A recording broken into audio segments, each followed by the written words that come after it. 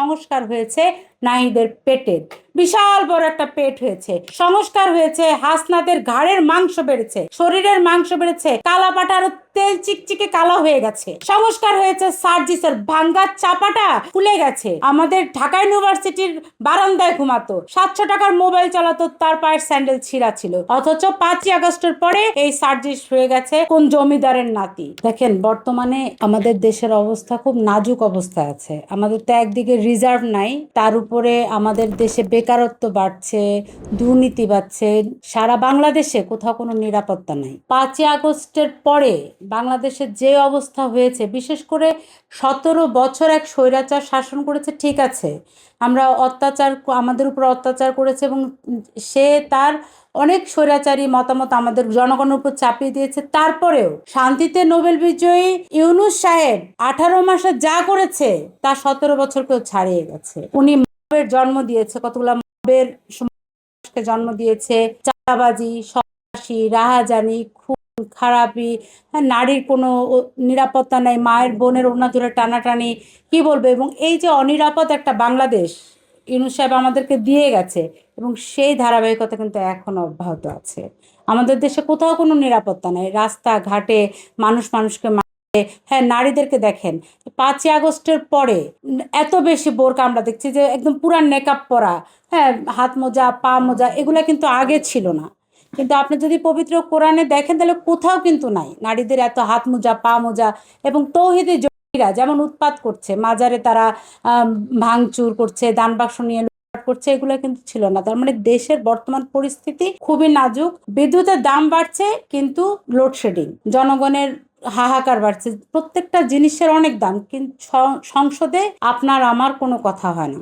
সংসদে এই যে 74 জন জামাতি বসলো, হ্যাঁ জামাত এবং তাদের যে সমমনা দলগুলো যে 74টা এমপি বসলো, এমন তো কথা ছিল না। স্বাধীনতার 55 বছরে এই 2026 সালে আমরা লজ্জিত যে যুদ্ধাপরাধী জামাত শিবির আমার দেশের মন্ত্রী হয়ে সংসদে এমপি হয়। এটা আমাদের জন্য লজ্জাকর। তারা সংসদে যায় এবং যখন জাতীয় সঙ্গীত বাজে তারা উঠে দাঁড়ায় না। এটা আমাদের দেশের জন্য লজ্জার একটা বিষয়। আসলে 5ই আগস্ট আমরা যেটা ভেবেছিলাম আমাদের কিছুই পূরণ হয়নি, বরঞ্চ আমরা আরো দারিদ্রতার দিকে যাচ্ছি, বেকারত্বের দিকে যাচ্ছি, দিকে যাচ্ছি, অনিরাপদ বাংলাদেশের দিকে যাচ্ছি। পরিবর্তন হয়েছে তো মীর শাহে আলমের, বিএনপির প্রতিমন্ত্রী মীর শাহে আলমের পরিবর্তন দেখেন না। তিনি তার ছেলেদের নামে ইউনিয়ন, তার নিজের বংশের নামে ইউনিয়ন, তার লন্ডন প্রবাসী ভাতিজির নামে ইউনিয়ন, এই যে কয়েক মাসের ভিতরে তিনি যা মিরাক্কেল ঘটনা দেখিয়ে ফেলেছেন, তা সেটা তো ইতিহাসের মীর জাফরকেও হার মানায়।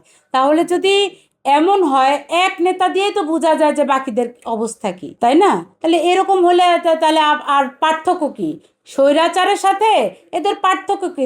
তাহলে এরা এরা যে আমাদেরকে স্বপ্ন দেখিয়েছিল বৈষম্য থাকবে না, হ্যাঁ দারিদ্র থাকবে না, সবাই কথা বলতে পারবে, সব তো ফাঁকাওয়াজ, মিথ্যা।